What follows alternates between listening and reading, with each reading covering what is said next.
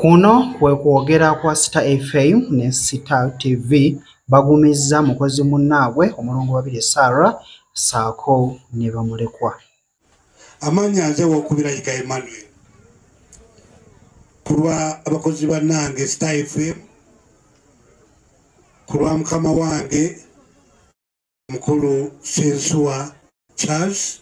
manager wa Star FM ettabi lya UBC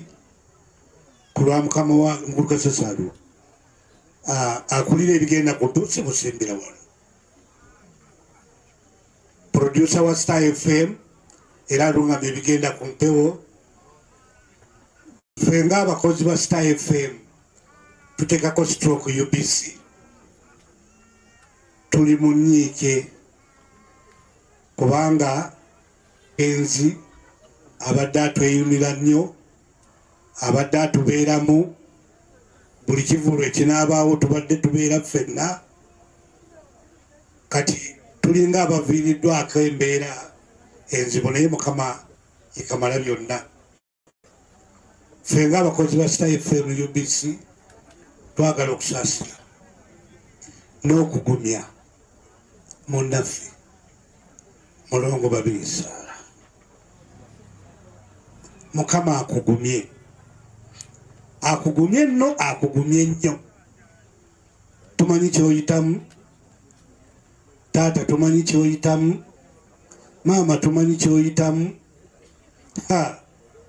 naye eriyo muganda wange taata gumira ejjirita nkimanyi kikusala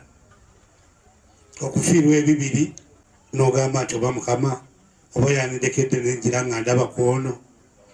oba oli yandigenze twandizizaawo omulala nga nsigaza ono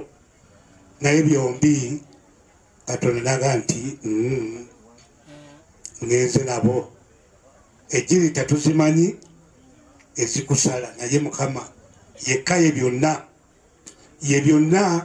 mbu byonna erudde eri bannaffe bagamba tagera kibi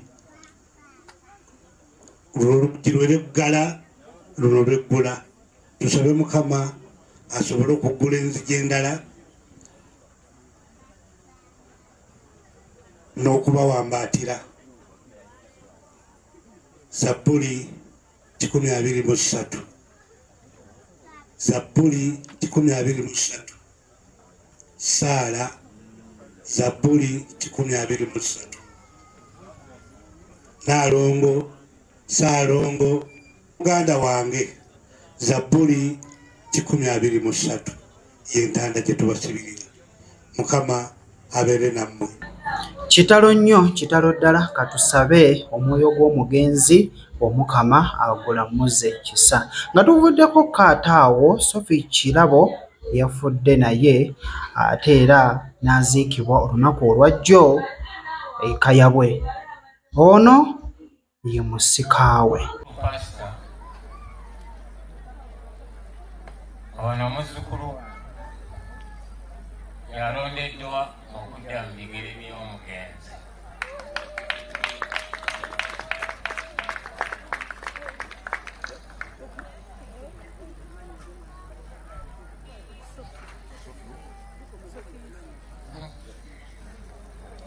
amanya ye Sophie Yusufu